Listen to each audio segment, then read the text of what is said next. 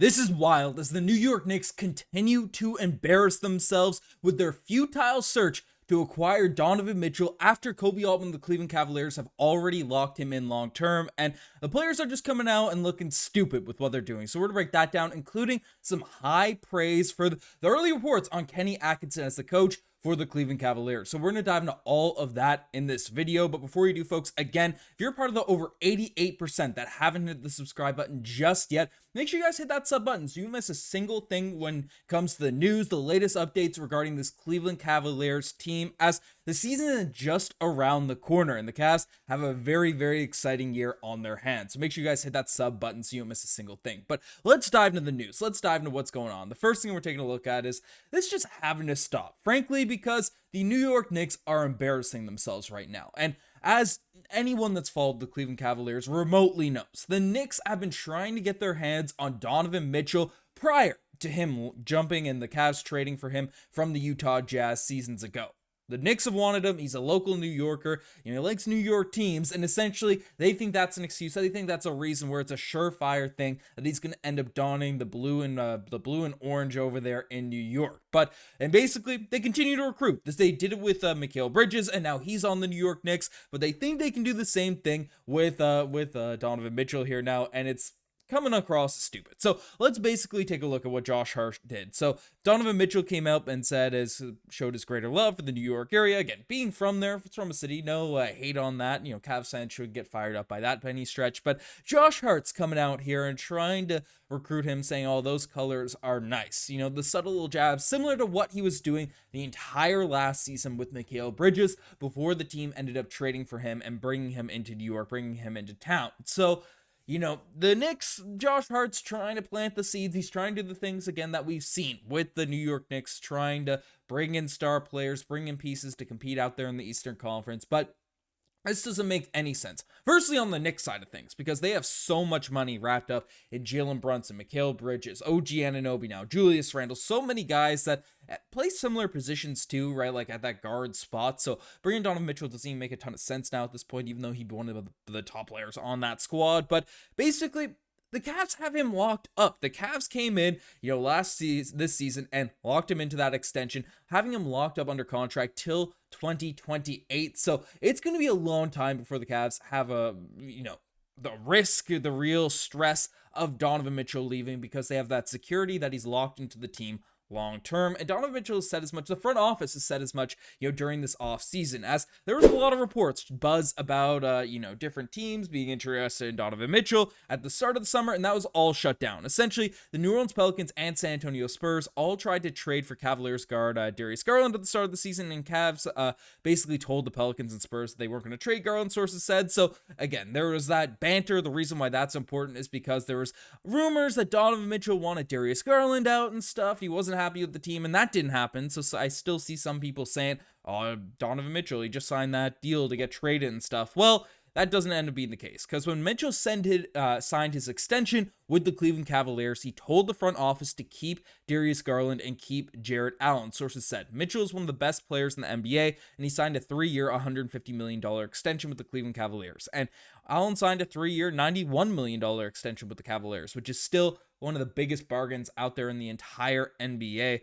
And frankly, Donovan Mitchell, he asked for Darius Garland to be back. He asked for Jarrett Allen to be back. So all those rumors, all that buzz about Donovan Mitchell not being happy with the current construction of this Cavs team, how things are sorted, how things are looking here now at this point, just doesn't really make sense, because the Cavs did what they asked for him. He signed a long-term contract, locked him to 2028. It's 2024 right now. The recruitment stuff in the future, the league's going to look completely different, right?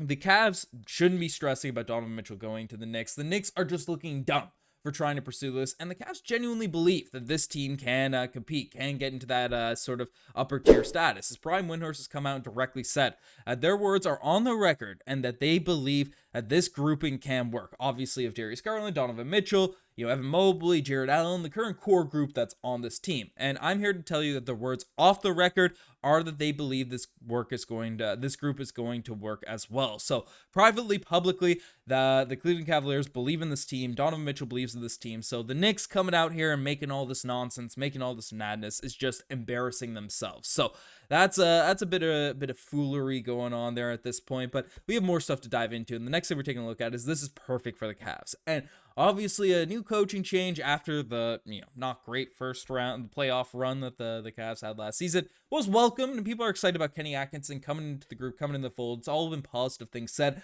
about Kenny Atkinson coming in for this team starting off the season. But we have a big quote coming out, again, not from fan favorite, but Georges Niang, who personality is a fun guy to root for, but again, basketball-wise, it is what it is. But essentially, Georges Niang had some nice words for Kenny Atkinson, how he's working out as the head coach of the Cleveland Cavaliers. Essentially, he's come out and said, I think overall, the job Kenny's done with having a great dialogue with each and every player, it's not just one, Niang said. For the most part, usually coaches come in and talk to their star players, and that's kind of it. So Kenny's done a great job of having dialogue with everyone and what he expects out of everyone, and what he expects when you come into the building and the goals that we set forth and have for this year. Obviously, we're gunning to win a championship and progressing towards that every single day, and that takes work. You wouldn't believe the hours that Kenny's already in there working before he gets in there with the starter workouts and different things like that. So firstly, that's a positive. Kenny Atkinson putting in the work, putting in the grind right from the jump, right from the start of his Cleveland Cavaliers tenure. So that's a very, very big positive. Cavs fans, I definitely know are going to be excited about. Kenny Atkinson, not because he's been a lead assistant. He's been one of those top dogs, one of the higher, dare I say, coaching prospects out there in the entire NBA. A lot of NBA teams wanted Kenny Atkinson to sort of run their group. So you could easily come in and think like he's a big shot or anything like that, but that's not what Kenny Atkinson's doing. He's, saying, hey, I'm going to put this team to work. I'm going to do the right things, do this the right way, and then figure things out. So that's a positive that he's working hard. And then Yang went on to say that essentially, so it's been impressive, but I think it's exciting because the people feel the energy and the work that he's going to put in to figure out ways to get creative, to get the best use out of us individually, but more importantly, to get the best out of us as a team. And I think that's what all Cleveland Cavaliers fans, that's what a lot of people following this team are very, very hopeful for in regards to what Kenny Atkinson's going to be able to provide for this group. Because again, the talent's there for Cleveland. The talent's there on the roster. Darius Garland, Donovan Mitchell, Evan Mobley, Jarrett Allen. That is a four sort of group that all capable all-star players. All guys that you wouldn't be shocked if next season, it'd be very shocking if all of them made it, but you wouldn't be shocked if any one of them ended up making an all-star team next season. Then you have Okoro brought back on a very reasonable contract. One of the most elite defenders in the entire NBA. You have Strus able to knock down threes, right? We have Tyler coming in and essentially going to be able to be a rookie off the bench for this squad. I think a lot of people are pretty excited about. Now, obviously, there's questions about the center position. You still have D-Wade, different pieces, but the Cavs are a team that should have high expectations, that should be a team that's to be reckoned with out there in the NBA. So having a coach that can maximize, get the most out of this talent, get the most out of this group, is working very hard to do that. That's something I know will have a lot of Cavaliers fans excited. So let me know what you guys think about all this news, all this stuff that's coming out. You guys best think this far. Again, if you're part of the 88%, you made it this far in the video. You're part of the 88% that hasn't hit the subscribe button just yet. Make sure you guys hit that sub button so you don't miss a single thing with this Cleveland Cavaliers team. Anyways, you guys best. I'm signing out. Cheers.